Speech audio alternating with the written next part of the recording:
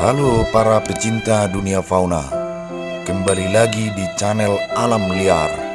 Bagaimana kabar Anda sekarang? Semoga dalam lindungan Tuhan Yang Maha Kuasa dan sehat walafiat dan dimudahkan segala rezeki dan urusan Anda. Kali ini kita akan membahas 5 predator pemburu secara berkelompok. Demi bertahan hidup, predator di alam liar memiliki cara yang beragam untuk menaklukkan mangsanya. Ada yang mengandalkan senjata khusus yang ada di dalam tubuhnya, ada yang mengandalkan kemampuan fisiknya, dan ada pula yang berkoordinasi dengan kelompoknya untuk berburu. Nah, khusus untuk strategi berburu secara berkelompok, ternyata tidak banyak predator yang menggunakan cara tersebut. Salah satu alasannya disebabkan karena kebanyakan predator puncak lebih suka hidup menyendiri ketimbang tinggal berkelompok. Lantas siapa saja si predator yang suka berburu secara berkelompok? Berikut ini adalah daftarnya. Pertama, singa. Kebanyakan jenis kucing besar lebih suka hidup menyendiri dan hanya bersosialisasi ketika musim kawin. Akan tetapi, singa adalah kucing besar yang berbeda. Mereka merupakan satu-satunya kucing besar yang suka bersosialisasi dan membangun kelompok yang bernama pride. Kelompok tersebut membuat posisi singa sangat kuat di Afrika. Bahkan di antara predator lain, kekuatan kelompok tersebut diterapkan oleh singa ketika memburu mangsanya. Kelompok yang dilakukan oleh singa mayoritas dilakukan oleh singa betina. Mereka yang memimpin kelompok pemburu, sedangkan singa jantan yang akan menjaga teritorinya. Akan tetapi, jika mangsanya lebih besar dan lebih kuat daripada biasanya, sang jantan akan ikut dalam pertempuran. Yang kedua, paus orca. Paus orca merupakan predator puncak lautan yang hidup berkelompok bernama pod. Spesies lumba-lumba yang sering dikira sama dengan paus ini tersebar di seluruh lautan mulai dari Arktik sampai Antartika, kecuali di Laut Baltik dan Laut Hitam. Hal tersebut membuat mangsa mereka sangat bervariasi, sedangkan tidak ada satupun hewan yang menjadi predator alami mereka di lautan. Orca mengembangkan banyak cara dalam berburu. Ketika akan berburu mangsa berukuran besar atau sulit diraih, mereka akan mengandalkan banyak strategi berburu dengan koordinasi yang sangat baik berkat kemampuan ekolokasi. Misalnya mereka bekerja sama menciptakan ombak untuk menjatuhkan anjing laut yang berada di atas bongkahan es, atau bersama-sama menindih tubuh seekor paus secara bergantian hingga paus tersebut mati tenggelam. 3.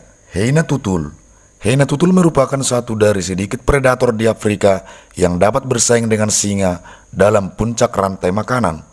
Predator oportunis ini hidup dalam kelompok yang disebut klan dan dipimpin oleh hyena betina. Satu klan dari hyena dapat beranggotakan hingga 80 individu. Ketika berburu secara berkelompok, biasanya hyena tutul berkoordinasi untuk memisahkan target dari kelompoknya, yang tak jarang memiliki ukuran yang jauh lebih besar dari mereka agar mudah untuk dijatuhkan. Untuk berkoordinasi seperti itu, mereka berkomunikasi dan beragam suara yang terdengar seperti suara manusia yang sedang tertawa.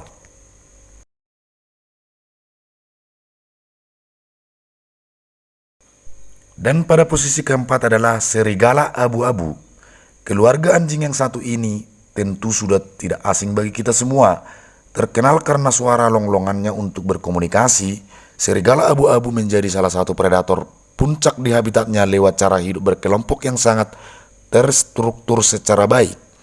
Kelompok dari serigala abu-abu dipimpin oleh sepasang serigala alfa. Menurut laman On Kin Planet, koordinasi dari kecerdasan dari kelompok serigala abu-abu ketika berburu sangat menakjubkan, hingga mereka dapat menjatuhkan mangsa yang berkali-kali lipat lebih besar dari mereka. Selain itu, mereka juga dapat berkeliling hingga jarak 20 km dalam sehari demi mencari mangsanya. Bahkan terkadang mereka juga kedapatan ikut mengembara hingga ratusan kilometer tiap tahunnya untuk mengikuti kawanan hewan buruan yang berimigrasi. Nah, dan untuk di posisi kelima adalah anjing liar Afrika. Satu lagi predator asal Afrika yang memilih cara hidup berkelompok adalah anjing liar Afrika. Ukuran mereka memang jauh lebih kecil jika dibandingkan dengan singa dan hyena. Akan tetapi, Jumlah individu dalam kelompok anjing liar Afrika jauh lebih besar ketimbang kedua kompetitornya. Selain itu, kehidupan sosial mereka sangat erat hingga seluruh kawanan dewasa akan bergantian menjaga anak-anak, menjaga anggota yang sedang sakit, hingga membagi hasil buruan secara merata.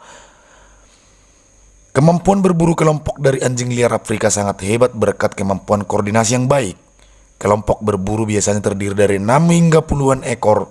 Dengan jumlah sebesar itu, mereka mampu memburu kawanan antelope hingga wildebeest yang ukurannya jauh lebih besar dari mereka. Anjing liar Afrika juga lebih memilih memburu mangsa yang sedikit sedang sakit atau terluka agar memudahkan mereka ketika berburu. Nah, itu dia kelima predator yang memilih untuk berburu secara berkelompok. Di antara kelima kelompok predator tersebut, kira-kira mana yang jadi favorit Anda?